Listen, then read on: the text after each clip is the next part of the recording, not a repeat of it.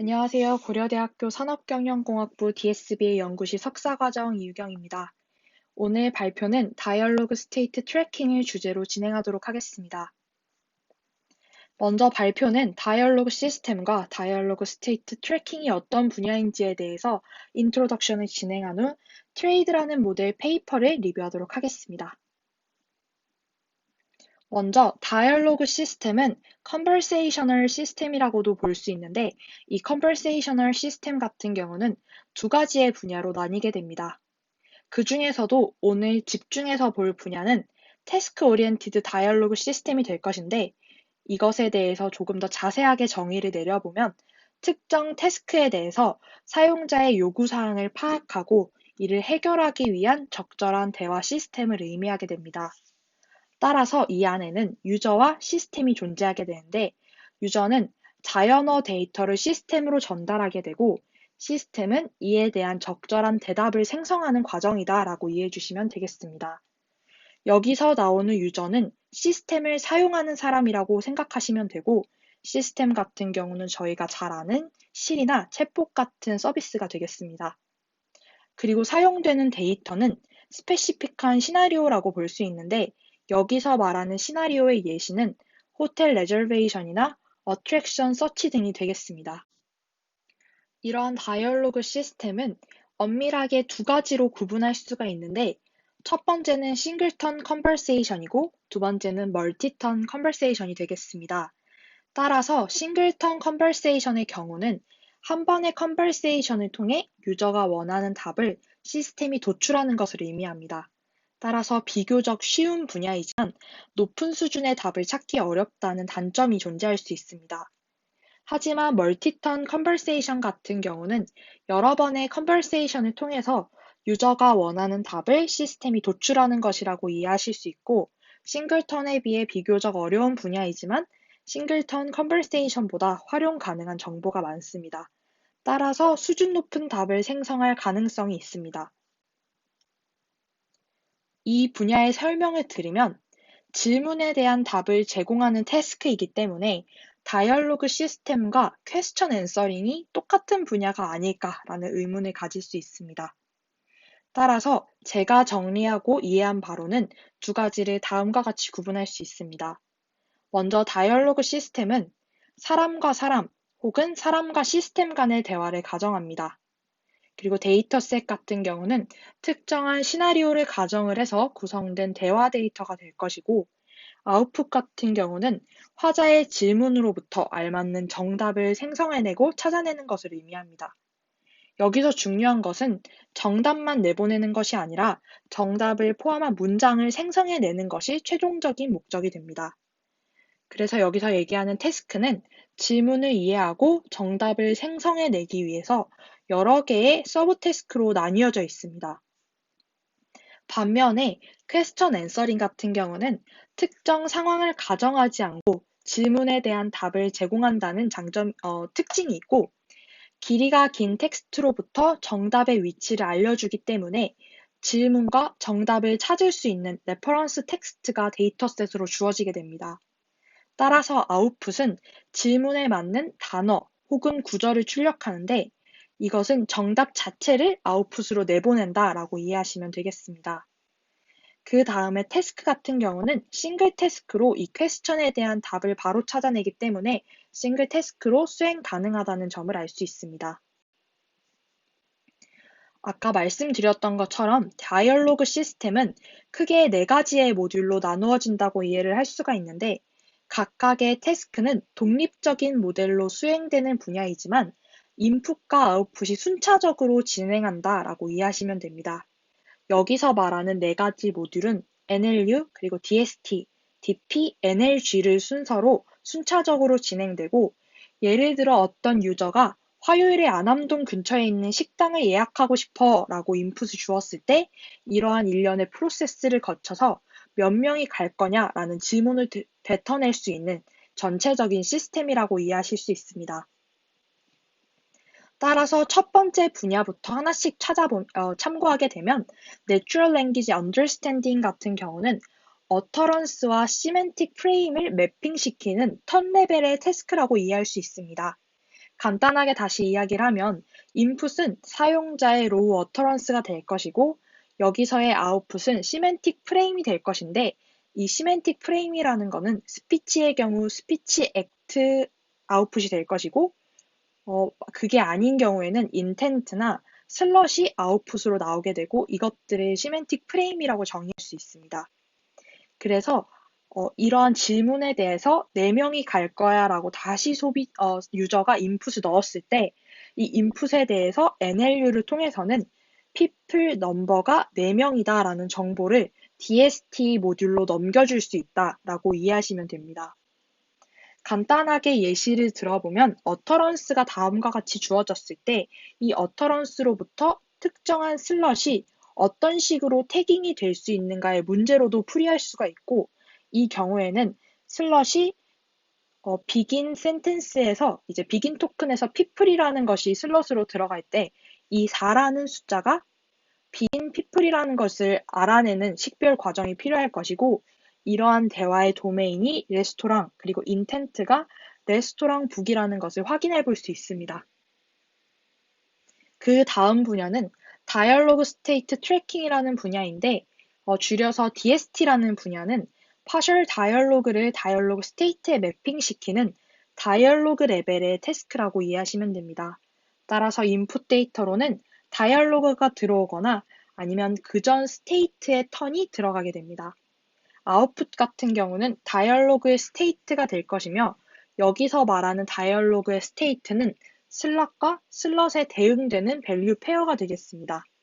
따라서 예시를 들어서 살펴봤을 때는 NLU로부터 사람이 4명 있다는 정보를 받아들였기 때문에 이 DST 모듈은 NLU로부터 도출된 정보를 활용을 해서 스테이트를 트래킹할 수 있다. 즉, 이 단어들로 봐서 people이 4라는 것을 기존의 레스토랑 북이라는 이 슬롯 밸류 페어에다가 더해준다라고 이해를 하시면 되겠습니다.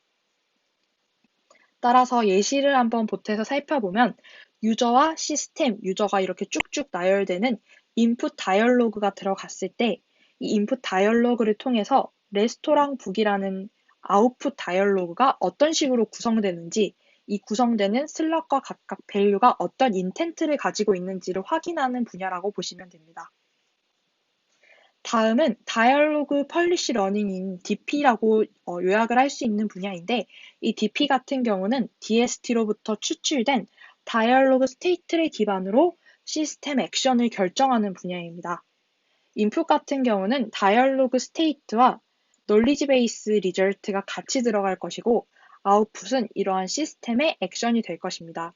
따라서 이 액션은 스피치 액트와 슬럿 밸류 페어를 함께 더해서 아웃풋으로 내뱉는다라고 이해를 하시면 되는데 예시를 들어서 앞선 DST로부터 레스토랑 북과 각각의 알맞는 슬럿 그리고 슬럿에 대응되는 밸류에 대해서 페어를 구했습니다.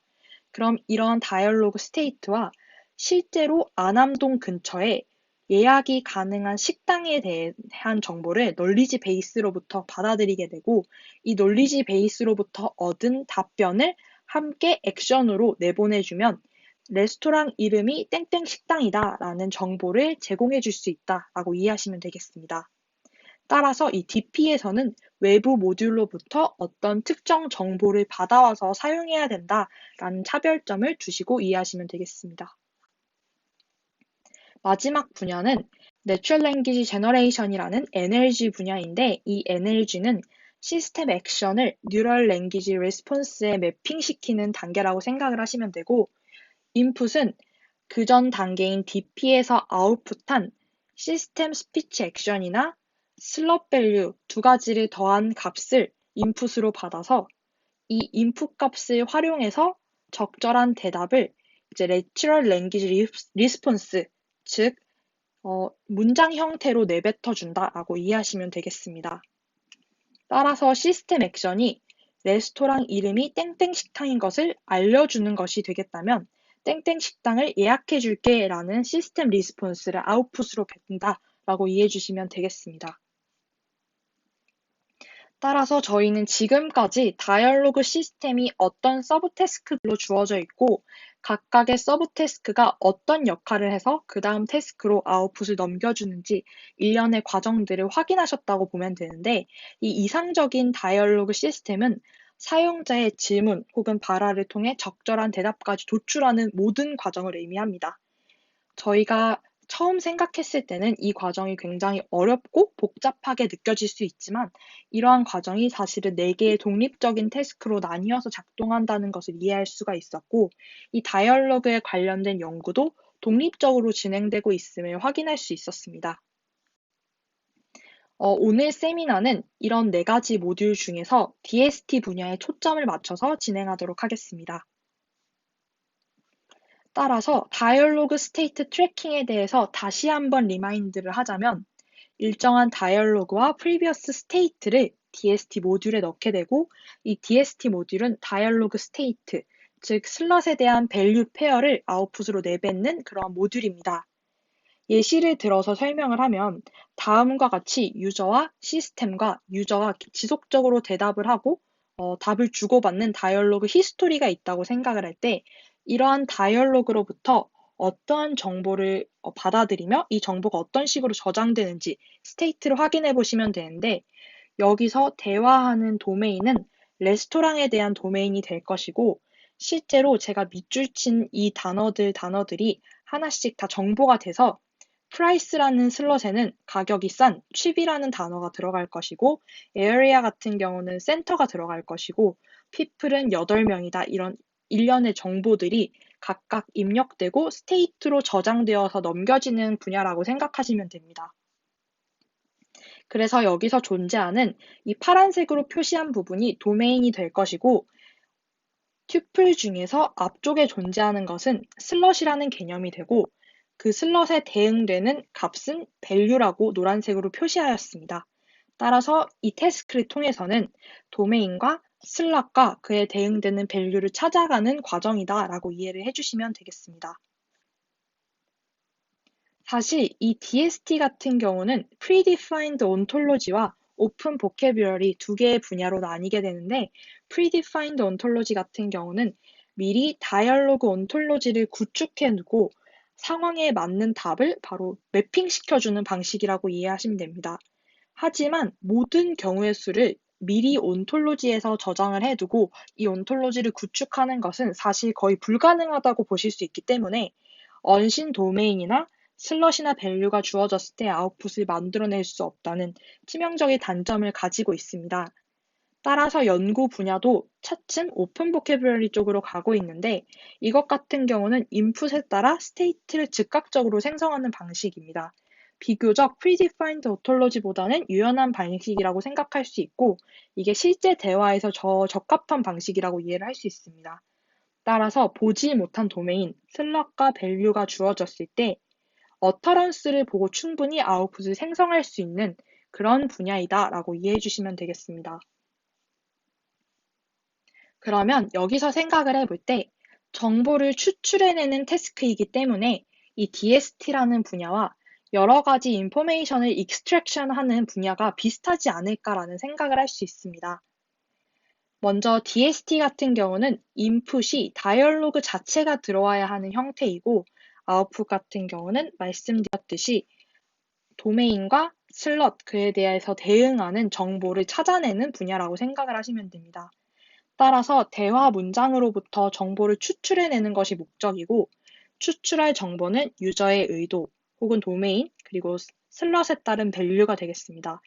하지만 조금 다르게 인포메이션을 익스트랙션하는 NLP 분야는 특정한 그냥 텍스트가 하나 주어졌을 때 이 텍스트에 대해서 어떤 릴레이션을 하나 뽑아낼 수 있고, 이 릴레이션이 어떤 아그먼트로 구성되어 있는지를 뽑아내는 태스크이기 때문에, 문장으로부터 정보를 추출해내는 것에 대한 목적이 있다고 생각을 하면 비슷하게 느껴질 수 있지만, 추출할 정보가 릴레이션에 대응되는 아그먼트이기 때문에 목적성이 조금은 다른 분야라고 이해를 하시면 됩니다.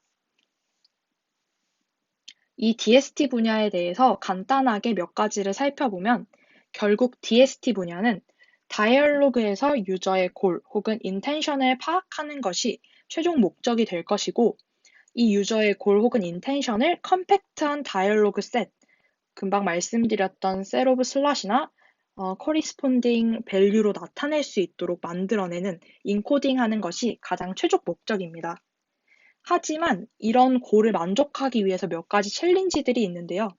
첫 번째로는 시스템에서 온톨로지가 사전에 정의되기 어렵기 때문에 오픈 보캐뷸러리 상황에서 좋은 성능을 달성해야 한다는 점이 있습니다. 두 번째로는 실제 시스템에서는 유저와 시스템 사이에서 이루어지는 대화가 단 하나의 도메인에서 이루어지지는 않습니다. 따라서 멀티 도메인이 주어졌을 때 이 대화를 다룰 수 있는 것이 하나의 큰 챌린지가 되겠습니다. 다음으로는 이러한 골과 챌린지를 잘 극복하기 위해서 여러 가지 만날 수밖에 없는 difficulty가 있는데, 첫 번째로는 DST 모델은 한 번의 다이얼로그 턴, 즉 유저와 시스템 리스폰스가 있는 이 다이얼로그 턴마다 도메인 슬롯 밸류를 결정해야 합니다. 하지만 이 턴마다 이 트리플을 결정해야 되는데 가능한 조합수가 많다는 어려움이 있습니다. 두 번째는 멀티턴 매핑을 수행해야 되는데 이 말과 첫 번째 말이 유사하게 느껴질 수도 있지만 다시 한번 짚어보자면 멀티턴 매핑이라는 단어는 여러 번의 대화가 이루어지는 멀티턴 컨버세이션에서 한 번의 대화가 이루어질 때마다 슬럿과 밸류를 추출해야 된다는 의미를 가집니다. 하지만 이 분야가 싱글 도메인이 아니라 멀티 도메인인 상황에서는 도메인별, 슬롯별 밸류를 추출하기 위해서 여러 번의 추론을 진행해야 된다라는 것을 이해할 수가 있는데, 이렇게 여러 번 멀티턴 매핑을 수행해야 된다는 것 자체가 어려움으로 느껴질 수 있습니다. 이것에 대해서 예시를 들어서 설명을 드리면, 실제로 이제 다이얼로그 히스토리가 왼쪽과 같이 나타났다고 할 때 세 가지의 도메인에 대해서 정보를 뽑아내야 되는 상황이라고 가정을 하면, 현재 페이지에서 보여드리는 것은 레스토랑에 대해서 정보를 얻기 위해 하나의 다이얼로그 히스토리로부터 정보를 다이렉틀리하게 뽑을 수 있는 상황입니다.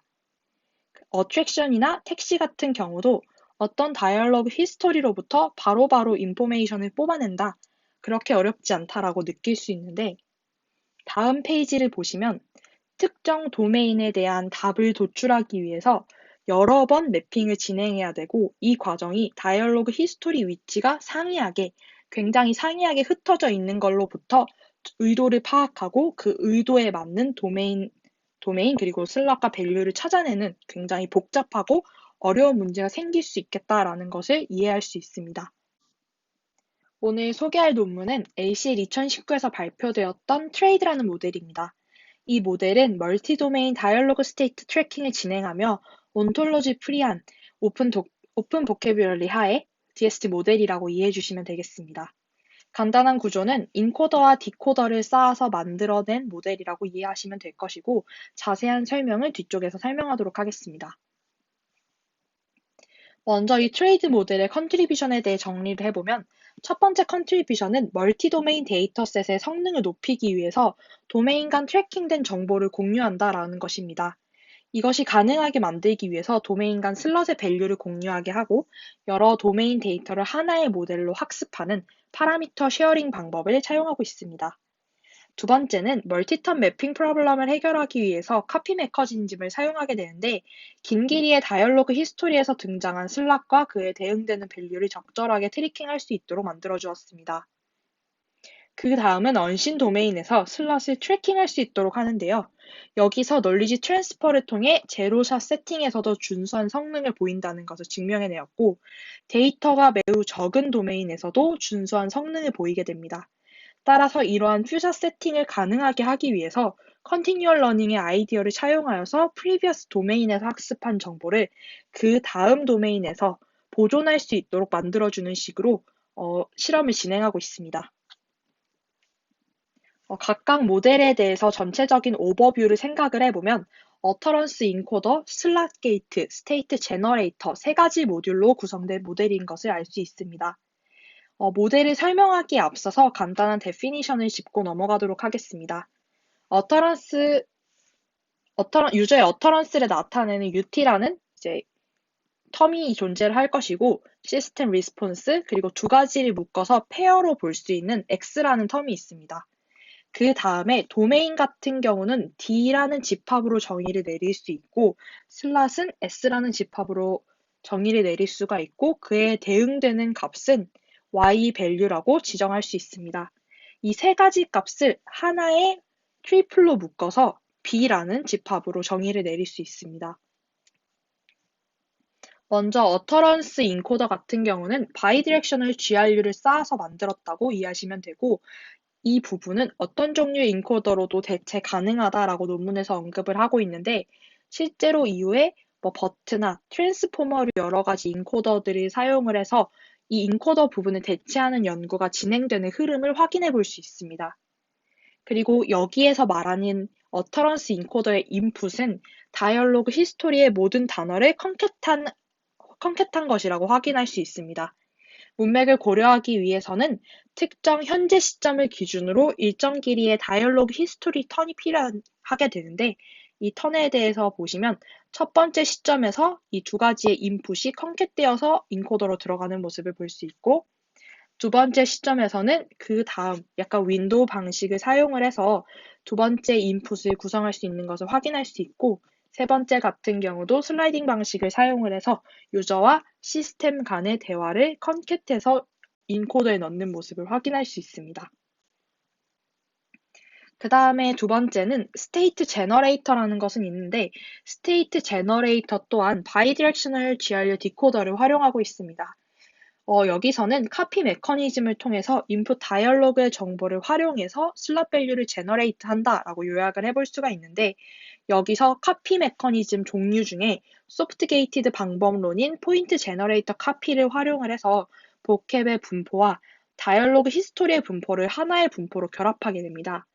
이게 어떤 의미냐면 기존의 포인터 제너레이터 논문은 서머라이제이션 태스크에서 굉장히 자주 사용되는 방법론 중 하나인데 이 포인터 제너레이터는 소스와 그 소스에 대응하는 타겟의 값이 있다고 생각을 했을 때 타겟의 값을 예측하는 과정에서 소스의 정보를 활용할 수 있다.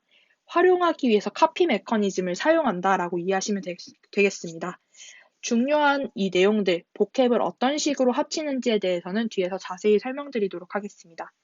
따라서 여기서 말하는 스테이트 제너레이터에서 첫 번째 인풋은 도메인과 슬롯에 썸드 임베딩이 들어가게 될 것이고 그 다음에는 당연히 인풋들이 잘 들어가서 제너레이트가 된다고 확인하시면 되는데 결국 이러한 디코더의 아웃풋은 도메인과 슬롯에 알맞는 밸류 값이 들어간다라고 이해하시면 되겠습니다. 여기서 각각의 값들이 어떤 식으로 이루어지는지에 대해 조금 더 구체적으로 살펴보면 디코딩 과정은 도메인 슬롯 페어변 j-회 이루어진다라고 생각을 하시면 되는데 이게 j-회 이루어지는 이유는 이 슬롯별 밸류를 제너레이트 해야 되기 때문입니다. 이 제너레이터는 도메인과 슬롯의 워드 임베딩을 인풋으로 받아서 디코더의 히든 벡터를 생성하게 되고 첫 번째 이 p 보캡이라는 것은 보캡을 하나의 디스트리뷰션으로 만드는 것인데 히든 벡터를 사용을 해서 소프트맥스를 보캡의 개수만큼 태우게 되면 이것은 보캡의 디스트리뷰션이 되게 됩니다. 그래서 구해진 p 보캡을 확인할 수 있고 여기서 나오는 e라는 밸류는 트레이너블 임베딩이 되겠습니다.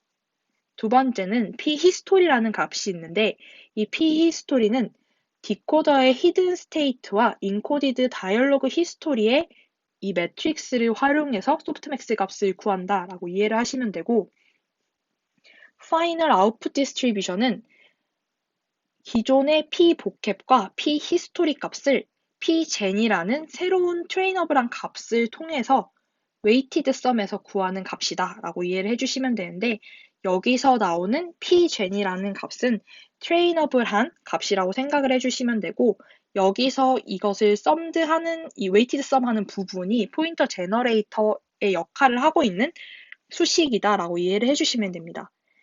그리고 여기 p gen을 만들어내는 이 과정에서 확인해 보실 수 있는 것은 디코더의 히든 스테이트와 컨텍스트 벡터를 활용을 해서 이 값을 학습하에 나가는 것이라고 이해를 하시면 되고 실제로 이 값도 업데이트가 된다라고 이해해 주시면 되겠습니다.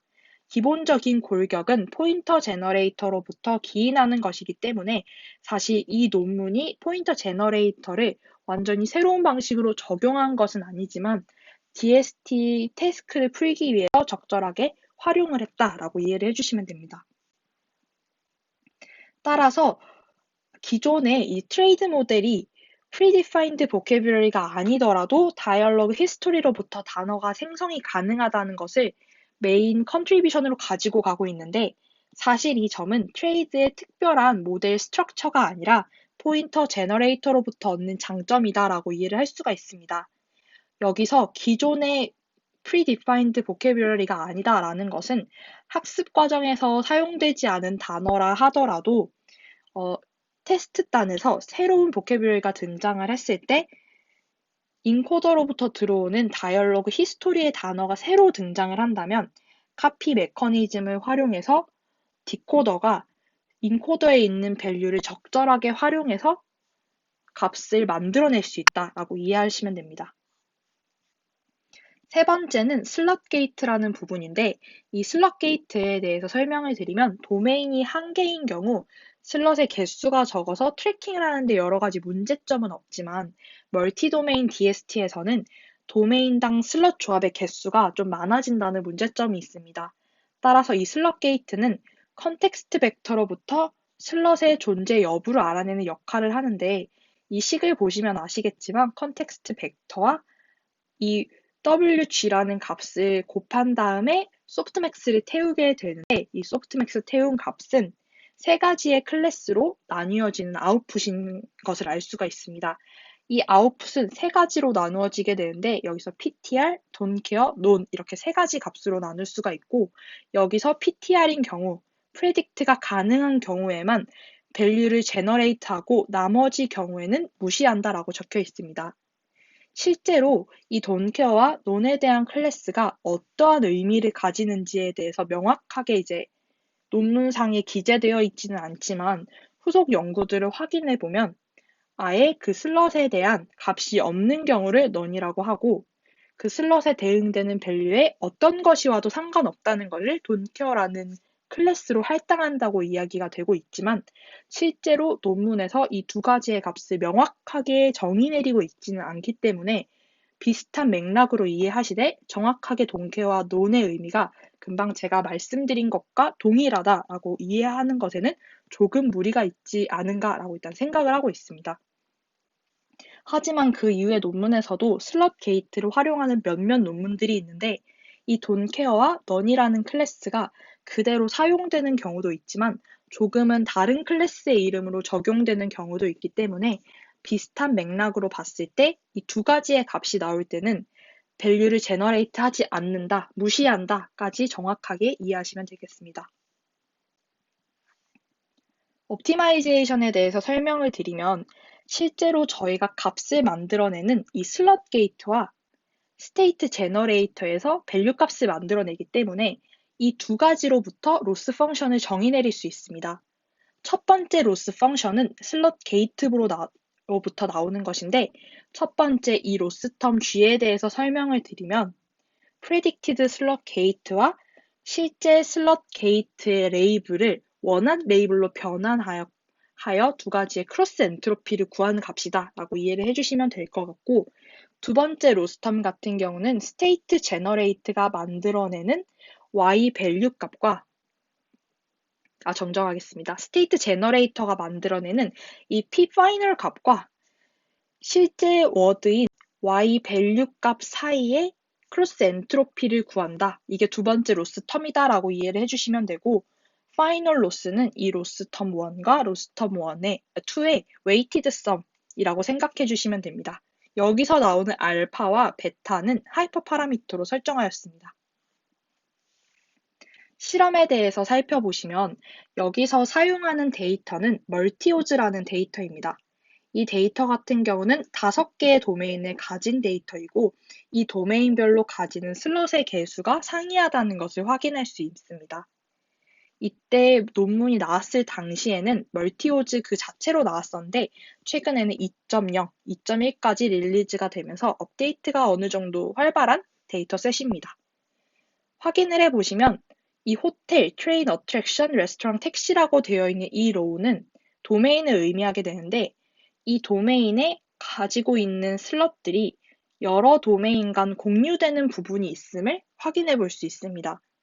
그러면 도메인별로 겹치는 슬롯이 있게 될 것이고 이 도메인 간 성능을 좀 높이기 위해서 다른 도메인에서 나왔던 슬롯 값을 좀 적절하게 활용할 수 있지 않을까라고 생각을 해볼 수도 있는데 첫 번째로는 학습 파라미터를 쉐어했고 두 번째로는 프리트레인드 글로브 임베딩을 사용했다라는 것을 확인해 볼 수 있습니다. 여기서 프리트레인드 임베딩을 사용하게 되면 어느 정도 의미를 쉐어하는 것을 함께 워드 임베딩 단에서 활용할 수 있다는 장점을 누릴 수 있습니다. 그 다음에 매트릭을 소개해 드릴 텐데 이 매트릭 같은 경우는 조인트 골 어큐러시가 있게 되고 슬롯 어큐러시가 있게 됩니다. 조인트 골 어큐러시는 각 다이얼로그 턴에서 생기는 모든 GT 트리플과 예측된 값이 매칭될 때의 정확도를 의미하고 슬롯 어큐러시 같은 경우는 각각의 트리플과 GT가 매칭될 때의 정확도를 나타내기 때문에 모든 것이 한 번에 다 어큐러시를 측정할 수 있는 조인트 골 어큐러시가 슬롯 어큐러시에 비해서 좀 낮은 값을 가지는 것을 확인해 볼 수 있습니다. 따라서 이 첫 번째 기본적인 모델만을 가지고 멀티 도메인에서 학습을 했으면 기존의 다른 모델들에 비해서 성능이 좋게 나오는 것을 확인해 볼 수 있었고 오른쪽 컬럼에서 보실 수 있는 온리 레스토랑 같은 경우는 싱글 도메인에서도 역시 트레이드 모델이 더 좋은 성능을 나타내고 있다는 것을 간접적으로 확인할 수 있습니다. 저희가 그동안 봤던 거는 도메인 간에 겹치는 게 있으니까 이것들을 더 좋은 성능을 드러내기 위해서 어떤 방식들을 진행을 해왔는데 이번에는 조금 다른 세팅으로 보지 못한 도메인이 존재했을 때 이 DST 모델이 잘 워킹을 하는가에 대해서 실험을 진행하고 있습니다. 따라서 새로운 도메인에 대해 성능을 높일 수 있지 않을까라는 물음을 가질 수 있는데 이것 또한 도메인별로 겹치는 슬롯이 존재하기 때문에 이러한 이점을 잘 누릴 수 있도록 정의를 내리면 조금 더 널리지 트랜스퍼가 잘 일어나지 않을까라는 의미에서 진행되는 실험입니다. 따라서 도메인 데이터가 새롭게 추가될 때 기존 슬랩 밸류의 지식을 활용해서 성능을 높여보자라는 것이 메인 아이디어가 되겠습니다. 첫 번째로는 제로샷 익스피리먼트가 있는데 이 제로샷에서는 한 개의 도메인만 제외하고 학습을 진행한 다음에 사용하지 않은 데이터, 즉 제외한 데이터로 테스트를 진행해서 성능을 비교합니다. 그리고 왼쪽에 있는 컬럼 같은 경우는 트레인드 싱글이라 되는데 사실 이거는 제로샷 세팅에 대한 실험은 아니고 싱글 도메인으로 학습했을 때 이 학습한 모델이 어느 정도의 성능을 나타내느냐를 확인할 수가 있는데 두 개를 같이 놓은 이유에 대해서 추측해 보면 싱글 도메인에서 성능에 비해서 제로샷이 어느 정도 나왔는지를 확인해 볼 수 있고 특히 여기서 눈여겨봐야 될 점은 택시 같은 경우는 제로샷 세팅에서도 굉장히 높은 조인트 어큐러시를 보인다라고 이해를 해볼 수가 있습니다. 그러면 이러한 이유가 왜 택시에서 잘 발생했는가를 확인해 볼 수가 있는데요. 데이터셋을 다시 살펴보면 택시 도메인에서 사용되는 슬롯은 대부분 트레인과 굉장히 동일한 슬롯을 공유하고 있다는 것을 확인해 볼 수 있습니다. 따라서 이렇게 슬롯 밸류가 동시에 사용이 되게 되기 때문에 제로샷 세팅에서도 좋은 성능을 보였다는 것을 확인해 볼 수 있습니다. 그리고 두 번째 실험 세팅에서는 퓨샷 도메인에 대해서 DST 모델이 어느 정도의 성능을 보이는가를 검증해보는 단계인데요. 매우 적은 양의 뉴 도메인 샘플 데이터를 활용해서 학습을 진행을 하고 DST 모델의 널리지 트랜스퍼 능력을 확인하기 위한 실험입니다. 이러한 과정을 논문에서는 퓨샷 도메인 익스펜전이라고 정의를 내리고 있고 이 널리지 트랜스퍼를 위해 새로운 로스텀을 정의를 하고 실험을 진행하게 됩니다. 앞서서 잠깐 데피니션을 언급하고 넘어가면 이 세타에 S가 붙어 있는 형태는 소스 도메인에서 학습된 모델의 파라미터가 되고 세타만 적혀 있는 이 텀은 타겟 도메인에서 현재 최적화해야 할 모델의 파라미터라고 이해를 하실 수가 있는데 기존의 데이터셋이 5개의 도메인 데이터를 가지고 있었다면 4개의 도메인을 가지고 소스 도메인, 도메인이라고 예시를 들고 타겟으로 이제 퓨샷 도메인이 될 택시라는 도메인을 설정을 했다면 이 택시 도메인을 타겟 도메인이라고 정의를 해드릴 수 있습니다. 따라서 소스 도메인에서 학습한 지식이 타겟 도메인이 학습할 때도 잃어버리지 않도록 학습해 보자는 것이 이 실험의 목적이 될 것이고, 이러한 목적을 진행하는 태스크가 존재를 하는데, 이 태스크는 Continual Learning이라는 태스크에서 정의를 내리고 있는 방식입니다. 따라서 기존의 문제를 Continual Learning 문제로 재정의했다라고 이해를 하시면 됩니다. 이렇게 도메인 익스펜전이라는 것을 진행을 했을 때의 장점이 두 가지가 있는데, 첫 번째 장점은 새로운 도메인이 등장했을 때 적은 양의 데이터를 활용해서 빠르게 적용이 가능하다는 것이고, 리트레이닝을 하는 것에 대한 장점이 있는데, 새로운 데이터가 들어왔는데 처음부터 다시 학습하는 것이 굉장히 오래 걸리거나 리트레이닝을 위해서 필요한 기존의 데이터가 더 이상 사용할 수 없는 경우에 이 두 가지 경우에 장점을 가진다라고 이해하시면 됩니다. 그래서 그림으로 한번 설명을 드리면 DST에서는 도메인이 있고 저희가 퓨처 세팅을 위해서 new 도메인이라는 것을 지정을 했습니다. 그러면 컨티뉴얼 러닝에서 이걸 적용하기 위해서는 기존의 도메인은 태스크라는 것에 어댑트 될 수가 있고 new 도메인은 new 태스크에 어댑트 되는 모양을 보이게 됩니다. 이러한 세팅이 가능하도록 하는 컨티뉴얼 러닝 테크닉을 이 논문에서는 두 가지를 사용하고 있는데 두 개 다 2017년에 발표된 방법론입니다. 첫 번째 방법론은 EWC라고 언급되는 방법론이고 두 번째는 GEM이라고 언급되는 방법론입니다. 실제로 논문에서는 이런 로스텀을 엄청 정확하게 깊게 설명하지는 않지만 실제로 이 로스텀에 대해서 이해를 하기 위해서 제가 두 가지 논문을 다 읽어보고 나름대로의 요약을 해서 전달드리도록 하겠습니다. 첫 번째 EWC에서 사용하는 로스텀은 기존 타겟의 로스텀에다가 레귤라이저의 역할을 하는 새로운 텀을 하나 더 더한 것이라고 이해하실 수가 있는데 새로 더해진 텀을 확인을 해보시면 피셔 인포메이션 매트릭스라는 것을 활용을 해서 레귤라이저를 정의하고 있습니다. 이때 피셔 인포메이션 매트릭스인 F 안에 들어가는 값을 보시면 타겟 도메인 빼기 소스 도메인 두 개에서 그러니까 타겟에서 소스 도메인을 뺀 형태를 사용하고 있습니다.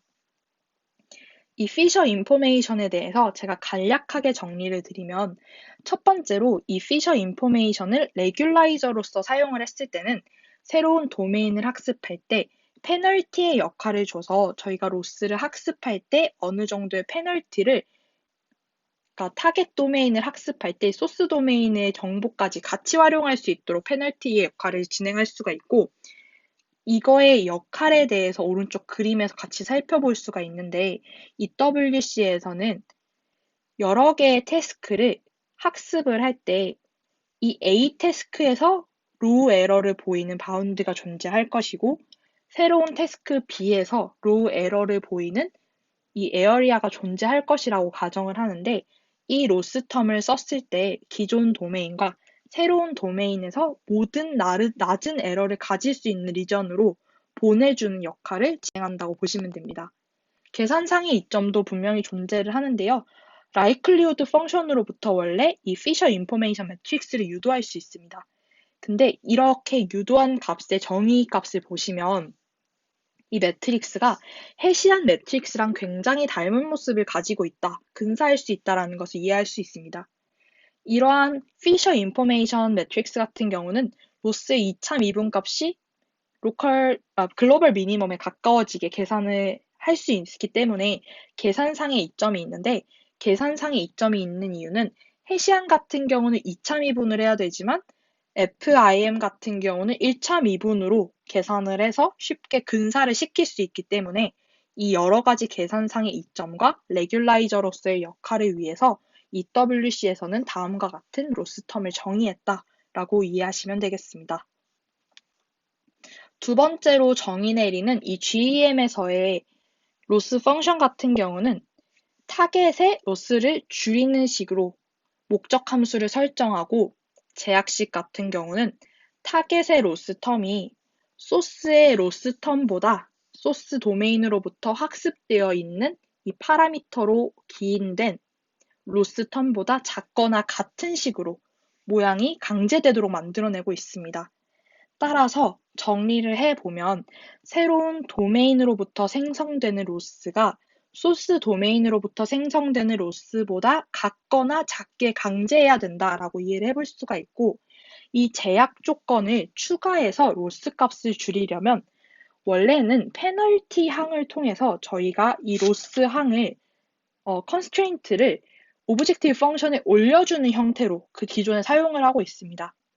근데 이 논문을 읽어보면 이러한 식이 바로 페널티 항으로 적용되는 것이 불가능하기 때문에 로컬리 리니어하게 이 식을 다시 패러프레이징을 하고 이렇게 수식을 전개하다 보면 제약식을 쿼드라틱 프로그램의 폼으로 바꿔줄 수 있게 되는데, 이렇게 QP의 폼으로 바꿔주었을 때 프라이멀과 듀얼 프로블럼의 문제로 바꿀 수 있기 때문에 이 두 가지의 문제로 정의를 해서 실제 최적화를 진행을 하고 있음을 확인해 볼 수 있습니다. 굉장히 어려운 식으로 이제 말씀을 드렸는데, 결국 이러한 로스텀이 저희가 오늘 적용하고자 하는 이 태스크를 이전하는 문제에서 어떻게 이해를 해야 되냐면, 새로운 도메인으로부터 생성되는 이 로스가 아까 말씀드렸던 것처럼 소스 도메인으로부터 생성되는 로스보다 같거나 작게 한다는 이제 의미를 가지고 있는데, 왜 새로운 도메인이 기존 도메인 로스보다 작아야 되는가에 대해서 먼저 생각을 해봐야 됩니다. 여기서 앞으로 말씀드릴 백워드 트랜스퍼와 포워드 트랜스퍼라는 개념은 GM 페이퍼에서 정의하는 것에 기반으로 제가 구성을 했고, 백워드 트랜스퍼 같은 경우는 태스크가 이전에 학습한 태스크의 성능이 학습 중인 태스크의 성능에 영향을 미치는 경우를 의미한다고 합니다. 그래서 포지티브한 백워드 트랜스퍼가 일어났을 때는 성능이 향상되었다는 것을 확인해 볼 수 있고, 네거티브하다는 백워드 트랜스퍼의 경우는 성능이 저하되었다는 것을 알 수 있는데, 이 저하된 값이 굉장히 클 경우에는 이전에 학습한 태스크로부터 정보를 잊어버렸다, 즉 catastrophe forgetting이 일어났다라고 정의 내릴 수 있다고 합니다. 그 다음에 forward transfer 같은 경우는 현재 태스크가 미래의 태스크에 영향을 미치게 될 것이라는 것을 의미하는데, 실제 저희가 그동안 다루고 정의했던 것에 대해서 생각을 해보면 지금 저희가 풀고자 하는 문제는 backward transfer 문제라는 것을 확인해 볼 수 있습니다. 이 backward transfer는 가장 아래에 있는 식으로 정의가 내려질 수 있는데, 타겟이 가지는 이 값에서 소스가 가지는 값을 빼는 식으로 진행되기 때문에 이러한 값이 제약식으로 동일하게 적용된다. 새로운 도메인의 로스 빼기 기존의 도메인 로스보다 도메인의 값보다 작아야 된다. 로스가 작아야 된다. 그러면 포지티브 백워드 트랜스퍼가 된다. 성능이 향상된다로 이해해 볼 수 있습니다. 따라서 이러한 두 개의 로스텀을 적용을 해서 어떤 실험을 진행을 하냐면, 어떤 베이스라인 모델 하나를 만들고 그 베이스라인 모델을 학습한 다음에 다시 새로운 로스텀을 활용해서 파인 튜닝을 진행을 합니다. 그래서 파인 튜닝의 성능이 어떤 식으로 변화했는지 살펴보면서 각각의 놀리지 트랜스퍼가 잘 일어나고 있는가를 확인해 볼 수 있는 실험이라고 생각하시면 되는데, 두 가지 실험의 결과값이 조금 복잡하기 때문에 하나씩 떼서 설명드리도록 하겠습니다. 첫 번째 실험은 한 개의 도메인을 제외하고, 제가 빨간색 박스로 쳤던 부분을 확인해 보시면 호텔의 데이터를 제외한 4가지의 도메인으로 먼저 베이스라인 학습을 진행을 한 후, 호텔을 제외했기 때문에 이 제외한 도메인 데이터를 샘플 데이터로 파인 튜닝하게 됩니다. 즉, 호텔을 제외하고 베이스라인 모델을 학습한 다음에 나머지 4개의 도메인에 대해서 조인트 어큐러시와 슬럿 어큐러시를 구하면 58.98, 96.75가 각각 나오는 것을 확인할 수 있는데, 이 값을 새로운 호텔 도메인 데이터에 대해서 파인 튜닝을 진행을 하면 이 파인 튜닝을 진행을 했을 때 당연히 정보를 잃어버리는데 새로운 그 로스텀들이 얼마나 정보를 덜 잊게 하는지, 덜 잃게 하는지를 의미한다라고 생각하시면 됩니다. 여기서 적혀 있는 나이브 같은 경우는 어떠한 컨스트레인트를 걸지 않고 아까 말씀드렸던 피셔 인포메이션을 사용하지 않거나 그 서브젝트 2로 적혀 있는 특정 컨스트레인트 적용하지 않은 그냥 단순히 호텔에 대해서 1%의 데이터만 사용을 해서 파인 튜닝을 한 경우의 결과라고 이해를 하시면 되고 EWC와 GM에서 나오는 것은 이러한 로스텀을 적용해서 파인 튜닝을 했을 때 논리지 트랜스퍼가 나이브의 방법보다 조금 더 올라가는 것이 이 논문에서 이 실험에서 기대하는 바이다라고 생각하시면 됩니다. 그래서 여기서 나오는 나이브, EWC와 GM에서 나오는 결과값은 호텔의 데이터로 파인 튜닝을 한 다음에 기존 4개의 도메인에 대해서 성능을 비교한 결과입니다. 그래서 파인 튜닝을 진행했을 때 GEM을 사용한 경우에 논리지 트랜스퍼가 더 잘 일어났다라고 이해를 할 수가 있어서 GEM을 사용한 결과 캐타스트로피 포겟팅 문제를 잘 해결하고 완화시켰다라고 이해할 수 있습니다. 근데 원래 GEM이 EWC보다 성능이 좋은 모델이기 때문에 이 기존의 방법론대로 어느 정도 GEM이 더 높은 성능을 보였음을 확인해 볼 수 있었고요. 두 번째 실험 같은 경우는 1번 실험과는 또 다른 실험인데 스크래치로 한 개 도메인에 대해서 학습을 진행을 합니다.